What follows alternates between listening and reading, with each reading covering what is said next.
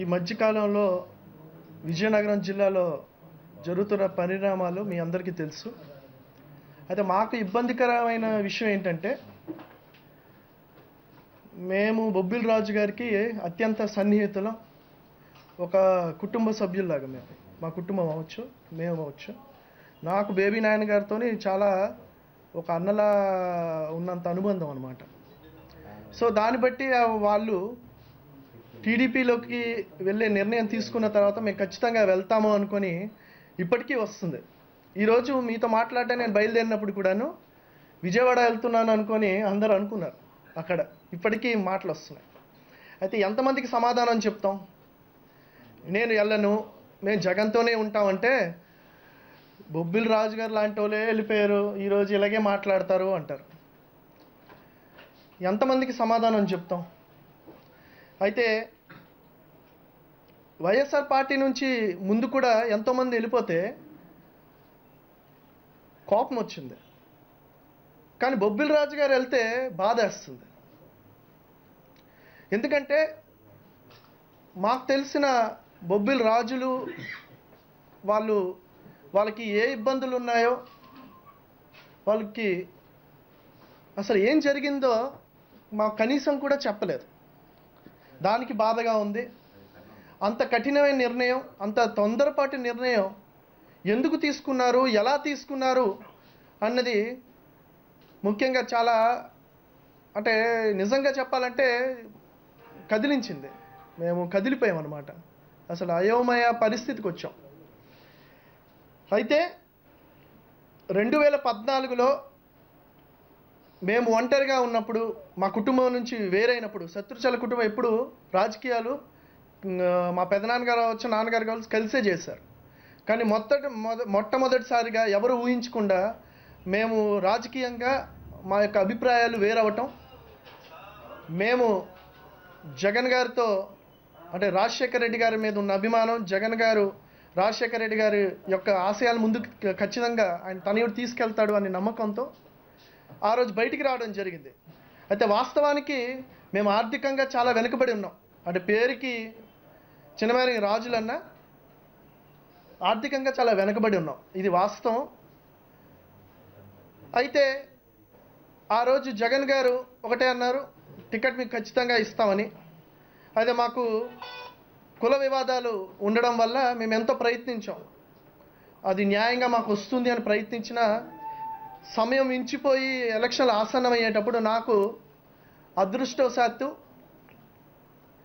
నాకు ఒక మంచి సంబంధం రావడం, కొండదొరల నుంచి గిరిజనురాలైన పుష్పశ్రీవాణి నాకు ఒక దేవుడు వరంగా, నాకు ఒక భాగస్వామిగా నాకు రావడం, మరి మా నాన్నగారు ఏ పుణ్యం చేశారో నాకు ఒక మంచి పరిణామం, నాకు ఒక టర్నింగ్ పాయింట్, నాకు ఒక మంచి భార్య వచ్చింది పుష్పశ్రీవాణి.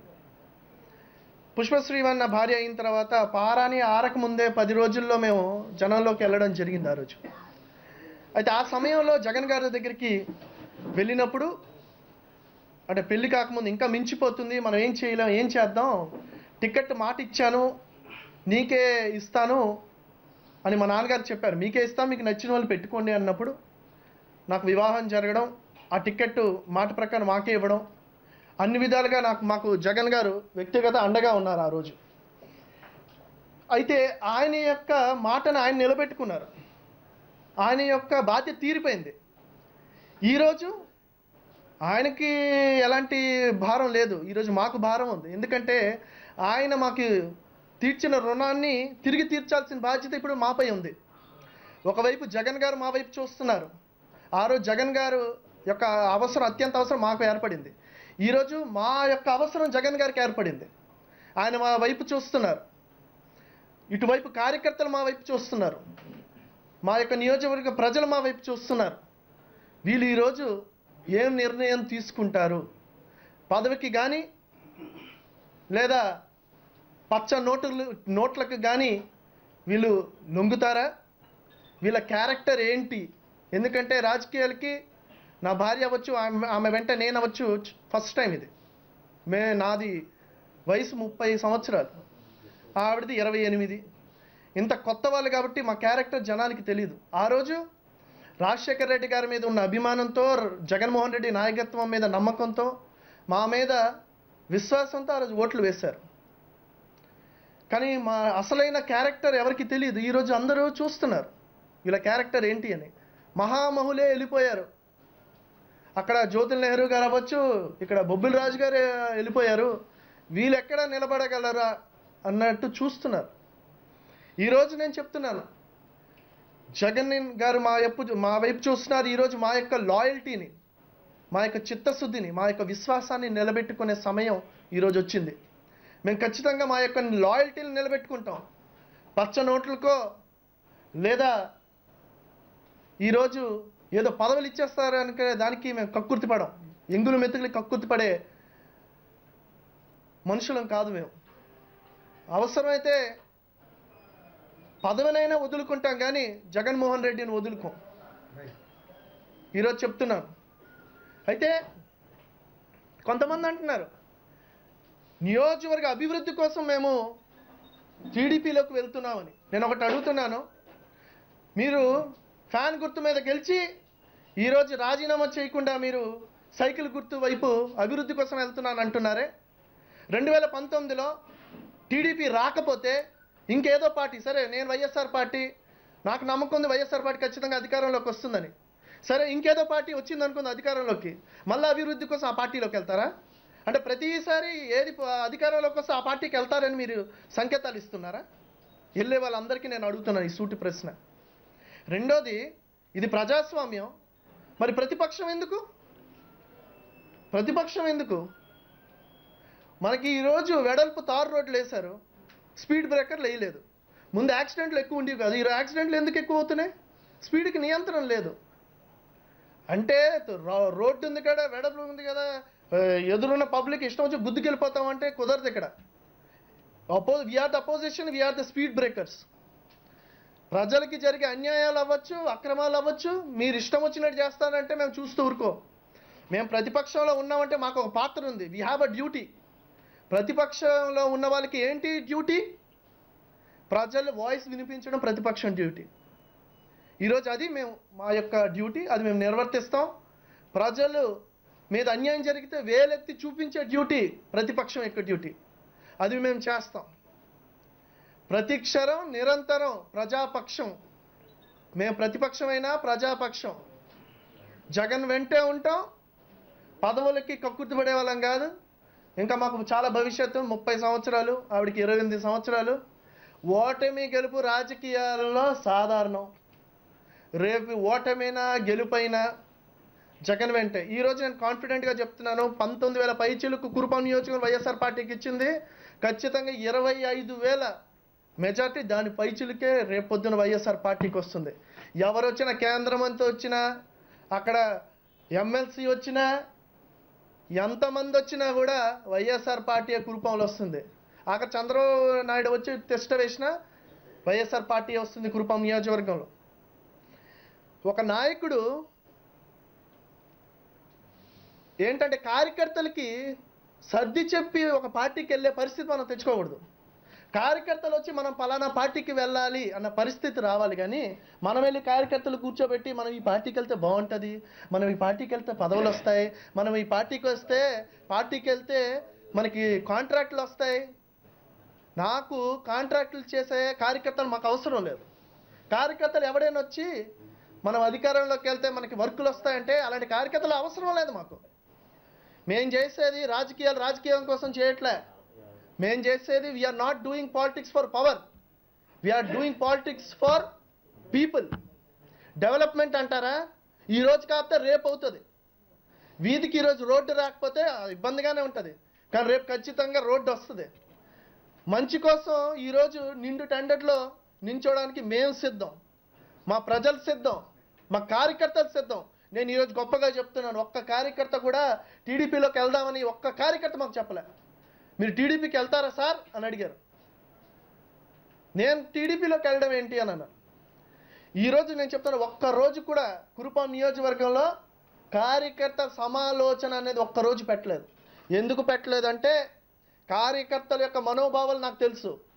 ప్రతి ఒక్క కార్యకర్త వైఎస్ఆర్ పార్టీ వైపు ఉన్నాడని నాకు తెలుసు. కాబట్టే ఈరోజు ఒక్కరోజు కూడా ఇలాంటి పరిణామాలు జరుగుతున్నాయి, ఇలాంటి హడావిలు జరుగుతున్న ఒక్కరోజు కురుపాం నియోజకవర్గంలో మా చినమేరింగ్ కోటలో ఒక్కరోజు కార్యకర్తలు మీటింగ్ పెట్టలేదు. ఎందుకంటే వాళ్ళ గుండె చప్పుడు ఏంటో మాకు తెలుసు, మేమేంటో వాళ్ళకి తెలుసు. కాబట్టి మేము ఆలోచించాల్సిన అవసరం లేదు. మా నాన్నగారు అవ్వచ్చు, లేకపోతే నా భార్య ఎమ్మెల్యే పుష్పశ్రీవాణి అవ్వచ్చు, వాళ్ళ కుటుంబం అవ్వచ్చు, మా కార్యకర్తలు అవ్వచ్చు, మా ప్రజలు అవ్వచ్చు, అందరు కూడా ఒకటే మాట, మనం వైఎస్ఆర్ పార్టీలో ఉందాం, కష్టాలను ఎదుర్కొందాం. రేపొద్దున్న మనం ఖచ్చితంగా అధికారంలోకి వస్తాం. అధికారంలోకి రాకపోతే ఏమైంది అంటే రాజకీయాలు అధికారం కోసమేనా? ఏం ప్రతిపక్షంలో ఉండి ప్రజల కోసం పోరాటం చేయలేమా? ప్రభుత్వం యొక్క బాధ్యత ఏంటి? వాళ్ళ పార్టీ ఎక్కడెక్కడ అధికారం ఉందో అక్కడే నిధులు ఇవ్వడం ప్రభుత్వం యొక్క బాధ్యత. ప్రభుత్వం యొక్క బాధ్యత ప్రతి ప్రాంతాన్ని అభివృద్ధి చేయాల్సిన బాధ్యత ప్రభుత్వం ఉంది కాదా?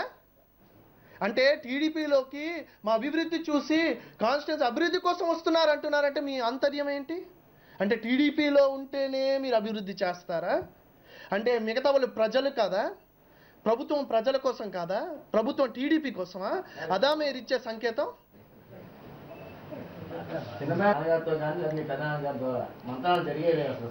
అస్సలు జరగదు. ఈ రోజుకి మా పెదనాన్న మాతో ఏ రోజు మాట్లాడలేదు రాజకీయాల గురించి.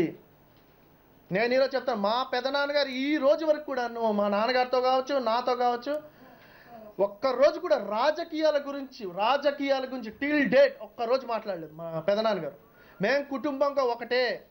మా పెదనాన్నగారు కూడా ఈరోజు ఖచ్చితంగా నేను అనుకుంటున్నాను, మా పెదనాన్నగారు ఆయన ఆ రోజు ఎన్నో 5 పర్యాయాలు ప్రతిపక్షంలో ఉన్నారు.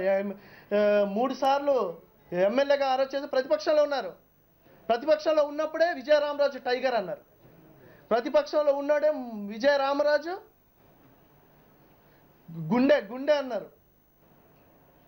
ఆయన మాట్లాడితే ఏంటంటే బుల్లెట్ అన్నారు. ఎప్పుడు అన్నారు? ప్రతిపక్షంలో ఆయనకు వచ్చింది పేరు. శత్రుచర్లకి ఏ రోజు పేరు వచ్చింది? ప్రతిపక్షంలో ఉన్నప్పుడు పేరు వచ్చింది, అధికారంలో ఉన్నప్పుడు పేరు రాలే. ఈరోజు మా పెదనాన్నగారు ఆటుపోట్లు ఎలా వచ్చింది? మంత్రి అయిన తర్వాత ఆటుపోట్లు వచ్చాయి. అధికారంలో ఉంటే ప్రజలలో పేరు రాదు ఒక నాయకుడికి. ప్రతిపక్షంలో ఉండి ప్రజల కోసం చిత్తశుద్ధితో పోరాడితేనే నాయకుడికి యొక్క పేరు వస్తుంది. అది నేను బలంగా నమ్ముతాను. అది నా యొక్క వ్యక్తిగత ఆలోచన, నా యొక్క వ్యక్తిగత అభిప్రాయము ఈరోజు చెప్తున్నాను నేను. ఎందుకండి వెళ్ళాలి? సరే ఒప్పుకుందాం, అభివృద్ధి కోసం ఈ ఎమ్మెల్యేలు వెళ్తున్నారు, ఓకే ఒప్పుకుంటారు. సాలూరు, బొబ్బిలి, కురుపాము వైఎస్ఆర్సీపీ కాన్స్టిట్యున్సీస్. మన జిల్లాలో 9 కాన్స్టిట్యున్సీస్, 3 కాన్స్టిట్యున్సీలు వైఎస్ఆర్సీపీ. అవి వదిలేద్దాం. వైఎస్ఆర్సీపీ కూడా మీరు చేయలేదు, అభివృద్ధి చెందలేదు. పోనీ మిగతావి అభివృద్ధి చెందా? టీడీపీ కాన్స్టిట్యున్సీలు ఒక్క కాన్స్టిట్యున్సీ చెప్పండి ఏది అభివృద్ధి చెందింది? ఏం చూసండి మీరు వెళ్ళిపోతున్నారు? ఏం మాట్లాడతారు? ఏ నియోజకవర్గం అభివృద్ధి చెందింది? గుండెల మీద ఒక్క టీడీపీ నాయకుడు చెప్పమనండి, మీరు చెప్పండి. స్మార్ట్ సిటీ అన్నాడు విజయనగరానికి. రోజుకొక మాట, పూటకొక మాట చెప్పే చంద్రబాబు నాయుడిని నమ్మలా? అవునండి, రోజుకొక అబద్ధం చెప్పే నాయకుడిని ఎలా నమ్ముతారు? నాకు అర్థం కాదు. నీకు మినిస్టర్ ఇస్తాను అని అన్నారనుకోండి, సపోజ్ ఎస్టీ మహిళ, మీకు మినిస్టర్ ఇస్తాం, మీరు టీడీపీలోకి వస్తే మీకు 10 కోట్లు 15 కోట్లు ఇస్తాం, మీ టికెట్ రేపు 2019 మీకే ఇస్తాం అంటారు. రోజుకొక మాట చెప్పే చంద్రబాబు నాయుడు, అబద్ధాలు చెప్పే చంద్రబాబు నాయుడు వెంటనే రైతు రుణమాఫీ చేస్తాను, ప్రత్యేక హోదా మనకు అవసరం అన్నాడు. వై ప్రత్యేక హోదా? ఎందుకు ప్రత్యేక హోదా? నో ఈరోజు మాట్లాడతాడు. నిన్న ఒక మాట చెప్పాడు, పూర్తి రుణమాఫీ అన్నాడు, చేయలేదు, అబద్ధం. నిరుద్యోగ భృతి 2000 అన్నావు, అబద్ధం.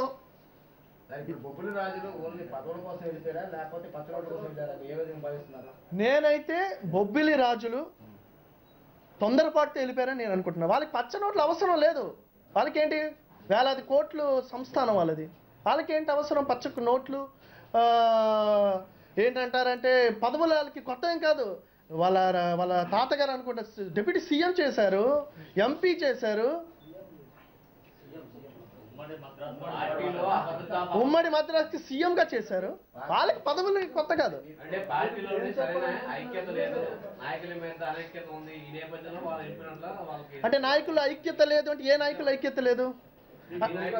మా నాయకులు అంటే మీరు మెయిన్ నాకు ఇండైరెక్ట్ గా మీరు అంటే డైరెక్ట్ మీరు చెప్పండి. కోలగట్ల వీరభద్ర స్వామి గారికి బొత్స గారికి సమన్వయం లేదు అంటారు మీరు. అదే కదా మీరు అంటున్నారు. అదే మీరు ఇండైరెక్ట్ చెప్పండి, నేను డైరెక్ట్ చెప్తున్నా. బొత్స గారికి స్వామి గారికి ఐక్యత లేదు అంటారు. ఈరోజు నాకు స్వామి గారు అత్యంత నాకు కుటుంబ సభ్యులు లాంటి వాళ్ళు. మాకు ఒక తండ్రి లాంటి ఈరోజు స్వామి గారు. నాకు ఆయనతో పరిచయం 2 సంవత్సరాలైనా నాకు తండ్రి లాంటి ఆయన. ఇంకా బొత్స గారు అంటే నాకు పెద్దగా పరిచయం లేదు, కానీ మా నాన్నగారికి చాలా సన్నిహితులు. బొత్స సత్యనారాయణ కావచ్చు, చిన్నసీని కావచ్చు. ఓకే, అయితే నేను ఖచ్చితంగా పార్టీని బలోపేతం చేయడం కోసం, జగన్మోహన్ రెడ్డిని సీఎం చేయడం కోసం ఇద్దరు ఒకటి అవుతారు. ఇక్కడ వ్యక్తిగత ఎజెండాస్ లేవు. నిజమే, బొత్స గారికి స్వామి గారికి వ్యక్తిగతంగా 1,00,000 ఏంటంటే భేదప్రాయాలు ఉండొచ్చు. కానీ ఈరోజు బొబ్బిల్ రాజు గారి మీద మేమందరము వైఎస్ఆర్సీపీని అధికారంలో తెస్తారని అందరూ నమ్మి ఆయన వెంట అందరూ నడిచాం. ఈరోజు ఆయన వెళ్ళిపోయేసరికి మేము దిక్కులు చూస్తున్నాం. ఈరోజు నా మాట చెప్తున్నాను, బొబ్బిల్ రాజు గారు వెళ్ళిపోయారా అని దిక్కులు చూస్తున్నాం. ఎస్, దిక్కులు చూస్తున్నాం. అదే మాకు గుణపాఠం. ఈరోజు స్వామి గారు బొత్స సత్యనారాయణ ఒకటవుతారు. For the sake of the party, Jaganmohan Reddy ముఖ్యమంత్రి చేయడం కోసం ఒకటవుతారు. ఈ ప్రజల్ని ఈ టీడీపీ నుంచి విముక్తి కోసం ఒకటవుతారు. ఖచ్చితంగా ఒకటవుతారు. ఒక కారణం కోసం ఒకటవుతాం. వ్యక్తిగత వేర్పాట్లు ఆలోచనలు పక్కన పెట్టి ఒకటవుతారు. ఈ రోజు నేను చెప్తున్నాను, పార్టీ కోసం ఒకటవుతారు. ఏం పార్టీ కోసం ఒకటవడం తప్పేంటి? ఏమైనా ఆస్తి తగాదాలు ఉన్నాయా? లేకపోతే ఒకరినొకరిని ఎవరైనా కుటుంబాల్లో ఎవరైనా హత్యలు ఉన్నాయా? ఇక్కడ ఫ్యాక్షనిజం మాకేం కాదు. ఒకటవుతారండి, ఒకటవుతారు. హాట్ టాపిక్లు జనాలందరికీ జిల్లాకు కావాలి కాబట్టి ఏదో అవ్వచ్చు, కానీ ఒకటవుతారు. నేను చెప్తున్నాను, ఒకటవుతారు. For the sake of the party, for the sake of Jaganmohan Reddy అవుతారు. బాధ ఆవేదన రెండు ఒకటే అండి, సినానిమస్ ఇన్ తెలుగు. ఆవేదన అంటే ఏంటి, బాధ అంటే ఏంటి, రెండు ఒకటే కదా. మీరు అనేది ఆగ్రహం చెందుతున్నారా లేకపోతే ఆవేదన చెందుతున్నా అడగండి. నాకు బాధేస్తుంది. ఎందుకు బాధేస్తుంది అంటే, ఎవరికి ఒక మాట చెప్పకుండా ఆయన ఎందుకు వెళ్ళిపోయారు? ఏంటి ఆవేదన అంటే ఏంటి, బాధ అంటే ఏంటి?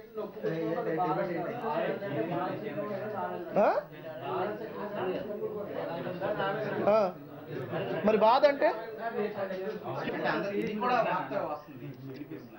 అంటే ప్రపోజల్స్ అంటే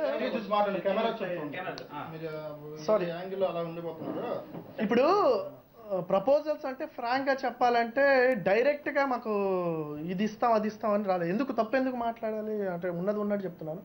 చాలామంది నాయకులు, టీడీపీ నాయకులు ఏంటంటే మీకు మంచి భవిష్యత్తు ఉంటుంది, మహిళ, ఎస్టీ, రేపు పొద్దున్న అంటే యూత్ లోకేష్ కూడా యూత్. సో యూత్ మీకు మంచి భవిష్యత్తు ఉంటుంది, మీది ఒక పొలిటికల్ ఫ్యామిలీ, మీకు ఒక గ్యారంటీ వారంటీ మీ ఫ్యామిలీకి ఉంది,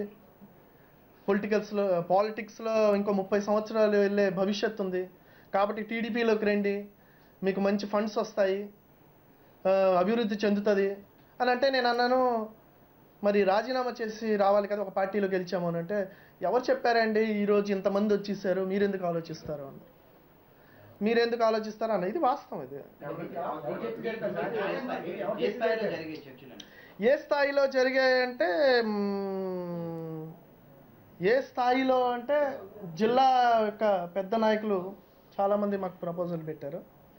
రెండోది అటువైపు అంటే ఆవిడ వైపు అటు సైడు పెద్దవాళ్ళు అంటే మన చంద్రబాబు నాయుడు కుటుంబానికి సన్నిహితంగా ఉన్న వాళ్ళు మాకు కొంతమంది పరిచయస్తులు ఉన్నారు. డబ్బులు అనలేదు, డబ్బులు ఇంత అంటే మీకు ఏ అవసరమైనా చేయడానికి మేము సిద్ధంగా ఉన్నాం అన్నారు, కానీ డబ్బులు అన్న మాట మన దగ్గర ఎత్తలేదు. ఎందుకంటే డబ్బులు ఇప్పుడు వాడు ఇప్పుడు ఫలానా వాడు అమ్ముడిపోతానే డబ్బులు బేరం ఆడతారండి. మనం ఇక్కడ డబ్బులు అంటే నువ్వు నాకు కొంటామని రివర్స్ అవుతామని మన క్యారెక్టర్ తెలుసు కాబట్టి మేబీ డబ్బులు అన్న మాట ఎత్తలేదు. కానీ ఏమో కానీ ఏమన్నారంటే మీకు ఎలాంటి అవసరమో తీరుస్తాం అని చెప్పారు.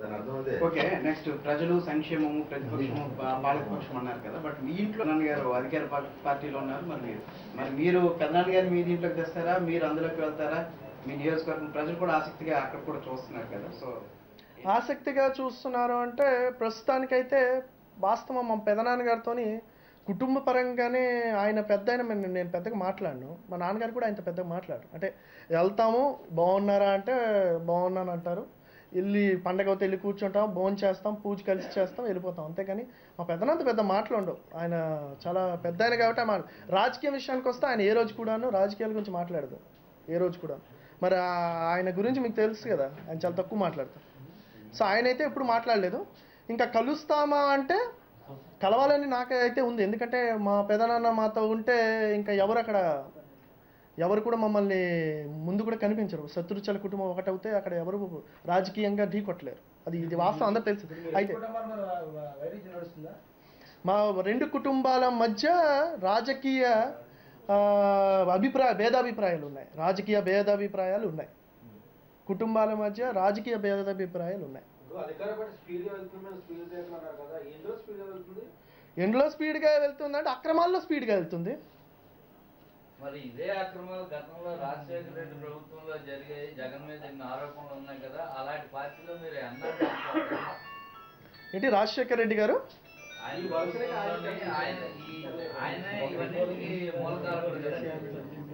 ఎవరు? రాజశేఖర రెడ్డి గారా?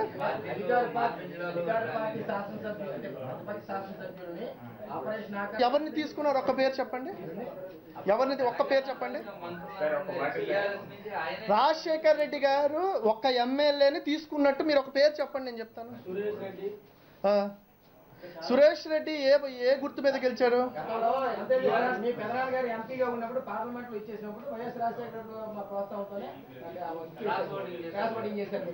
మా పెదనాన్న గారు క్రాస్ ఓటింగ్ రాజీనామా చేశారు కదా ఎంపీకి రాజీనామా వెంటనే చేశారు. అవును, ఓటేసిన తర్వాత వెంటనే రాజీనామా చేశారు కదా ఎంపీకి. ఎందుకు ముందు చేయాలి? ఇప్పుడు రైతులకి మీరు ఎరువుల ధరలు పెంచుతానంటే పార్టీకి కట్టుబడి ఉంటామా? ఎరువుల ధరలు ఇష్టం వచ్చినట్టు పెంచుతామంటే పార్టీలో ఉన్న తలుపాలా? మేము ముందే చెప్పాను ప్రజల పక్షం అని. గ్యారంటీ ఎలా ఉంది అంటే నేను చెప్పలేను, ఎందుకంటే ఏ గ్యారంటీ ఎలా నిరూపించుకోవాలి అదే నాకు అర్థం కావట్లేదు. అదే కదా అర్థం కావట్లేదు. అందుకే నాకు అంటే బయటికి అందుకే వస్తుంది అంటే ఎలా నిరూపించుకోవాలో అర్థం కాని పరిస్థితి. ఈరోజు మేము వైఎస్ఆర్ పార్టీకి చిత్తశుద్ధిగా ఉన్నామని అర్థం కాని పరిస్థితి. అయితే నేను ఒకటే అంటాను, ఏంటంటే ఇప్పుడు చాలా లోటు బడ్జెట్లో ఉంది రాష్ట్రం విడిపోవడం చాలా కష్టంగా ఉంది. కాబట్టి నాకు తెలిసి బీజేపీ కేంద్ర ప్రభుత్వంలో ఉంది కాబట్టి టీడీపీని బీజేపీలో విలీనం చేస్తే ప్రత్యేక హోదా, పోలవరం ఒక సంవత్సరంలో 1,00,000 కోట్లు కదా, 5 లక్షల కోట్లు, రైల్వే జోన్ అన్నీ వచ్చేస్తాయి. టీడీపీని విలీనం చేసి వచ్చు కదా, బీజేపీలోకి విలీనం పూర్తి చేస్తే ఇంకేముంది, మొత్తం అన్నీ వచ్చేస్తాయి మనకి. ప్రత్యేక హోదా, రైల్వే జోను, పోలవరము, 1,00,000 కోట్లు, 5 లక్షల కోట్లు, అన్నీ అభివృద్ధి చెంది మా కాన్స్టిట్యున్సీ మొత్తం రాష్ట్రం అభివృద్ధి చెందిస్తుంది. విలీనం చేస్తారా టీడీపీని చంద్రబాబు నాయుడు గారు? టీడీపీలోకి అది అవ్వదుగా, బీజేపీలోకి అవ్వదుగా. నేనేమంటున్నానంటే అభివృద్ధి జరగాలంటే అధికార పార్టీలోనే విలీనం అవ్వాలి అన్నది కరెక్ట్ ప్రాసెస్ కాదనేది నా యొక్క వ్యక్తిగత అభిప్రాయం. అంటే పార్టీ కేడర్ మీద ఏమన్నా అధిష్టానం మీద ఏమన్నా అసంతృప్తి ఉందా? పార్టీలో ఏమన్నా దిగుస్తారని కనిపిస్తుంది? అధికారం అనేది ఒక దగ్గర ఉంది, అధికారం అనేది అయస్కాంతం లాంటిది, ఆకర్షిస్తుంటారు. మీకు ఒక మాట చెప్తాను ఆలోచించండి, ఎంత మగోడు దమ్మున్నాడు చంద్రబాబు నాయుడు మేధావి అన్నాడు, మరి తెలంగాణలో ఎందుకు ఆపుకోలేపాడైనా? ఇంకే పక్క రాష్ట్రానికి ముఖ్యమంత్రిగా ఉన్నాడు, ఇవాళ జగన్మోహన్ రెడ్డికి అధికారం లేదు, ఏవో ఒక ఆకర్షణలు వస్తున్నాయి, వెళ్ళిపోతున్నాడు. ఇంకా ఇంత దమ్మున్నాడు, ఛాలెంజ్ చంద్రబాబు నాయుడు మహానాయకుడు అన్నాడు, మరి ఆ నాయకత్వం ఎందుకు తెలంగాణలో చూపించుకోలేపాడు? జగన్ పై వ్యక్తిగత ఏ లేదండి మరి ఇప్పుడు చెప్తాను మరి అదే మాట. మా పార్టీలో వెళ్ళిపోయారంటే జగన్మోహన్ రెడ్డి నాయకత్వాన్ని ఇబ్బంది పడితే వెళ్తాం. మరి తెలంగాణలో వెళ్ళిపోయారంటే చంద్రబాబు నాయుడు నాయకత్వాన్ని వ్యతిరేకిస్తే వెళ్ళిపోయారంటారా? ఒకవేళ నేను ఉన్నాను ఇవాళ జిల్లా పార్టీ అధ్యక్షుడు, నాకంట శక్తి, నాకంట గట్టిగా పనిచేసి టైం స్పేర్ చేయగలిగిన వ్యక్తులు ఎవరైనా ఉండి ఇవ్వచ్చు. ఇస్తే మేము కూడా యాక్సెప్ట్ చేసే వెనకాల తిరుగుతాము. ఒకవేళ అంత పార్టీ నాయకులు ఎవరైనా వస్తే ఇవ్వడానికి తప్పట్లేదు. బొబ్బుల్లో అనేక మంది ఇతర పార్టీల నుంచి ఫోన్ చేస్తున్నారు, కానీ ఇప్పుడు సమయం కాదు కదా ఎవరైనా నిర్ణయాలు తీసుకోవడం. 3 సంవత్సరాలు ఎలక్షన్ ఉందా, ఇప్పుడు కాదు చాలా సంవత్సరాలు బట్టి వస్తాను నాకు. నేను మీకు చెప్పాలి సందర్భం కాబట్టి, మా ఫాదర్కి లీలాప్రసాద్కి స్నేహం ఉంది, అశోక్ గజరాజు గారి బావ. నేను 89లో ఫస్ట్ కంటెస్ట్ చేసి ఓడిపోయిన తర్వాత లీలాప్రసాద్ మా నాన్నగారి దగ్గరికి వచ్చి అడిగారు. మాట ఇంట్లో ఉండి నన్ను పిలిచారు నాన్నగారు. లీలాప్రసాద్ గారు తెలుసా అంటే తెలుసండి అన్నాను. తెలుగుదేశం పార్టీలోకి రమ్మన్నారు, అయిపోయింది ఏదో ఎలక్షన్ అయిపోయిందండి, నేను వాళ్ళకి వెళ్ళండి చెప్పానండి. అది నా మాట వింటున్నాయి, ఎవరి మాట విన్నాను. నా మనసుకి ఎప్పుడైనా ఏది తోస్తే అదే చేస్తాను, కానీ ఎవరి సూచనలు సలహాలు ఇచ్చా. అది కొన్నింటిలో మేము రాజకీయాల్లో నష్టాలు కూడా జరిగాయి పరిస్థితుల్లో. ఇటు పరిస్థితులు కూడా 2 వర్గాల్లో ఇంకా గ్యాప్ ఉన్నది అంటున్నారు. నేనైతే అందరితో వీరితో నాటితో కలిసి మాట్లాడుతున్నాను కాబట్టి అది లేకుండా చేయవలసిన బాధ్యత మీ దగ్గర ఉందనుకుంటే మొన్న కూడా వెంటనే ఇద్దరిని కూడా పిలిచి మాట్లాడడం కూడా జరిగింది. బహుశా రేపు 24 నుంచి మరొక రోజున కూర్చుంటే ఇంకేం లేదు, అంతా సెటిల్ అయిపోయినట్టుగా మా వాళ్ళకి ఏది గ్యాప్లు కానీ అరమరికలు కానీ అపోహలు కానీ ఇవన్నీ లేకపోతే జిల్లాలో ఇద్దరు కలిసి పటిష్టంగా చేస్తాను పూర్తి నమ్మకం నాకు ఉంది దీంట్లో. అలాగే బొబ్బిలి ఎమ్మెల్యే గారు వెళ్ళారు, ఎందుకంటే ఆయన చెప్పాం కదా మొదటి నుంచి విజయనగరం జిల్లాల మీద శ్రీకాకుళం జిల్లాల మధ్య ఇక్కడ ఒకప్పుడు రాజుల పరిపాలన జరిగింది, ఇక్కడ వాళ్ళందరూ కూడా సామంతుల పరిపాలన జమీందారు పరిపాలన జరిగింది కాబట్టి వాళ్ళ ప్రభావం కొంతవరకు ఉండడం వాస్తవం లేదని ఎక్కడ చెప్పవాలి. జిల్లాలో ఉండొచ్చు, పార్వతపురం నియోజకవర్గంలో ఉండవచ్చు, లేదా పార్వతపురం డివిజన్లో ఉండొచ్చు, కొంతవరకు ఉండొచ్చు. అన్నిసార్లు ఆ ప్రభావం పనిచేస్తుందని చెప్పలేము. అది మీ అందరికీ తెలిసిందే, ఎవరు చూస్తున్నట్లేదు. అందుకోసం మరి అన్నిటి గురించి మనం, ఎందుకంటే ఒకసారి జరిగింది చెప్పాము, దాన్నే పదే మనం ఒకసారి మనం దాన్ని కాదనుకున్న తర్వాత దాని గురించే మనం చెప్పడం, వాళ్ళ పేర్లు మనం ఇక్కడ ప్రకటించడం, దాని గురించి మరి ప్రస్తావించడం సమంజసం కూడా. రాజకీయములు అవన్నీ మనం చూస్తున్నాం సర్వసాధారణం అయిపోయినప్పుడు ఎవరినో నిందలేద్దామనో ఎవరినో మనం బజారు పాలసీ చేద్దామని ఎప్పుడు అటువంటి ఆలోచనతో ఉండడం. వాళ్ళు పిలిచారు, నేను కాదన్నాను, అయిపోయింది అంతే. బొబ్బిలి రాజు గారి దగ్గర నేను వెళ్ళేటప్పుడు నేను మా కార్యకర్తలతో మాట్లాడే వస్తానని చెప్పాను. ఇప్పుడు మా కార్యకర్తలే మాట్లాడారు డైరెక్ట్గా మా నాయకులతో. మా నాయకులందరూ సాల్వ్ రావడం జరిగింది. జిల్లా ప్రెసిడెంట్ గారు వచ్చారు, రాష్ట్ర కార్యదర్శి గారు వచ్చారు, అలాగే జిల్లా ఇన్ఛార్జి వారు వచ్చారు, వీళ్ళందరూ వచ్చారు. అసలు వచ్చిన తర్వాత వాళ్ళ సమక్షంలో కార్యకర్తలు చెప్పారు, మేము మా ఎమ్మెల్యే గారు పార్టీలోనే ఉంటాము, ఇంకటి వెళ్దాం, మా ఎమ్మెల్యే గారి తరఫున మేమే చెప్తున్నాము, మేమే చెప్తే మా ఎమ్మెల్యే గారు మా మాట జగదాటరు, ఎందుకంటే మేము గెలిపిస్తున్నాం.